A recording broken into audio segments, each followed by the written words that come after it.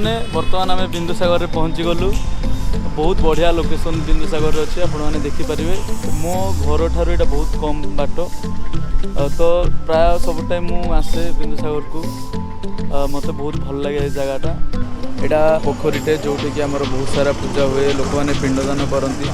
ता सहित यही पोखर सब इम्पोर्टान्स है यहाँ लिंगराज मंदिर पाखे अच्छी जो कि बहुत सारा पर्वपर्वाणी हुए। ये लाइट शो भी संध्या बेले हुए। तो जदि आप भुवनेश्वर आसुँच कि भुवनेश्वर पाखे अच्छा निश्चित भाव में ये जगह टी आसतु।